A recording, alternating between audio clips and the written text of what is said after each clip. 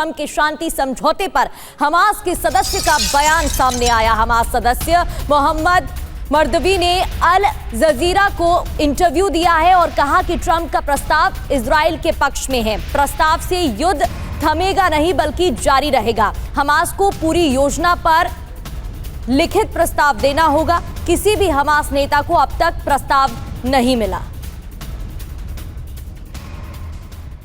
और वहीं middle east में शांति को लेकर डोनाल्ड ट्रंप का एक बयान आपको बताते हैं। गाजा के साथ मिडिल ईस्ट में शांति जरूरी है, ये कहा है डोनाल्ड ट्रंप ने। नेतन्याहू के साथ ईरान के मुद्दे पर भी बातचीत हुई है। ट्रंप क्या कह रहे हैं सुनिए जरा।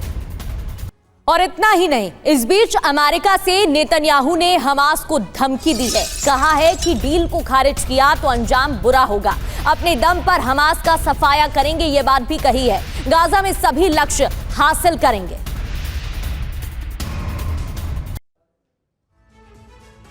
तो सुना आपने बेंजामिन नेतन्याहू को, वहीं हमास पर डोनाल्ड ट्रंप का बयान आपको दिखाते हैं।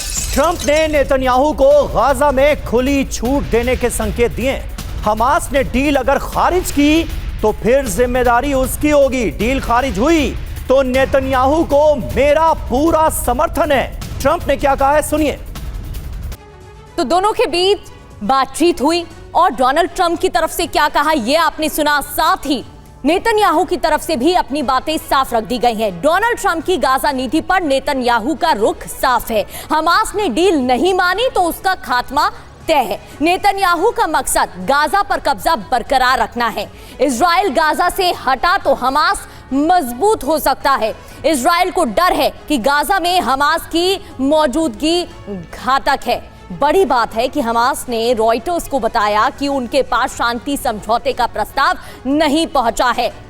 सिवात सर लगातार बातचीत की कोशिश की जा रही है। यह भी कहा जा रहा है कि पीस चाहते हैं, चाहे ट्रंप की तरफ से दावे किए जाएं या नेतन्याहू ने भी अब कतर में जो भी हमला हुआ उसके लिए माफी मांग ली है। तो क्या इसे पहले स्टेप की तरह देखा जा सकता है या इसके पीछे कोई और मकसद है, क्योंकि दूसरी ओर धमकियां भी लगातार दी गई हैं।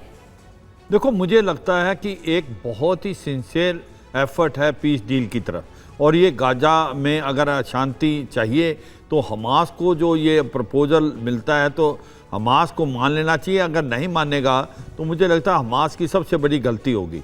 अभी हम देखते हैं कि ऐसी क्या चीज़ें हुई हैं जिसके कारण इजराइल ने ये माना है जो 20 जो सूत्र प्लान है डोनाल्ड ट्रंप की। देखो, ये सच्चाई है कि डोनाल्ड ट्रंप को भी मालूम है कि ये लड़ाई वो रुकवा सकते हैं। रशिया यूक्रेन लड़ाई रुकवाना मुश्किल है, और वो बता चुके हैं वो 6 युद्ध आज तक रुकवा सके हैं, चाहे वो रवांडा कोंगा का हो, अजरबैजान आर्मेनिया का हो, कंबोडिया थाईलैंड का हो। नहीं सर सिवात साहब, लेकिन यहां पर जो ट्रस्ट डेफिसिट है वो इतना ज्यादा है, कौन किससे बात करेगा। यहां बैठकर नेतन्याहू और डोनाल्ड ट्रंप ने तो आपस में सब कुछ तय कर लिया। हमास के पास कोई प्लान पहुंचा नहीं है। हमास में बात करेगा तो कौन करेगा? जितने जिम्मेदार ऊपर के लोग थे वो तो सब मारे जा चुके हैं। तो ये पीस प्लान अमल में कैसे आएगा, ये एक बड़ा सवाल है। बिल्कुल, आपका समीर, आपके पॉइंट में बहुत दम है। मैं यही कहने की कोशिश कर रहा हूं कि ये इस बार जो वातावरण बनाया है वो सच्चाई उससे बनाया कि 2 बातें इजराइल ने भी की हैं। इजराइल ने माफ़ी मांग ली है कतार से जो हमला किया था,